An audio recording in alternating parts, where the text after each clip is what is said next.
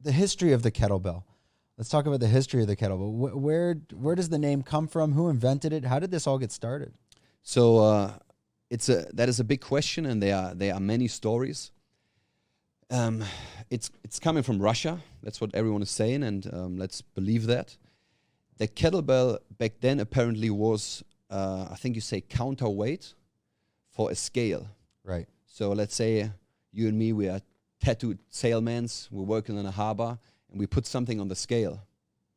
And we had to measure how heavy that is. So we have counterweights. And it was a weight with a handle, right? So we were measuring what we were putting on the scale. And after the work is done, you and me, we have some beers, and suddenly we want to find out who's the stronger dude.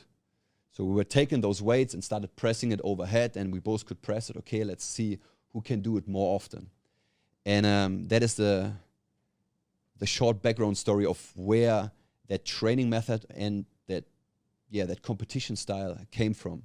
Who can bring that weight, that counterweight overhead, or swing it more often?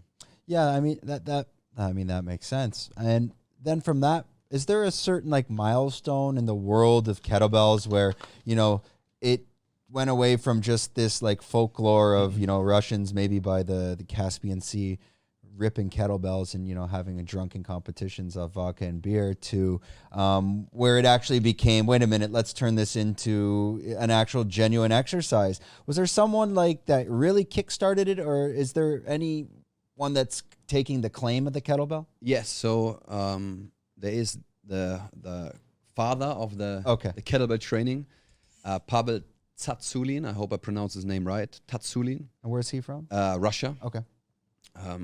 Awesome guy. Like back then, he was one of my heroes. I was reading his book, and he made pretty much a system. He systemized the kettlebell training, so we're not just getting drunk and swinging stuff overhead. Not saying every sailman get drunk and swing stuff overhead, right? But I assume that's how we guys work, right? We drink and then we want to find out who's the bigger man. Anyway, so he was apparently the one who first systemized it and brought it to the public. I'm sure. What year was this?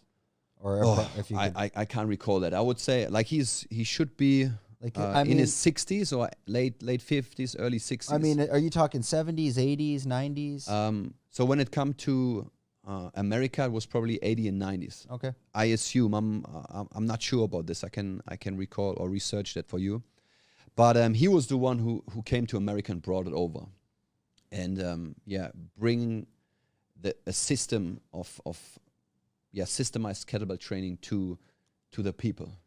He was always saying power to the people. And now you're seeing Joe Rogan, I think, is really taking it, making it more public and popular as well now, and with his company on it, and they do different kettlebell designs.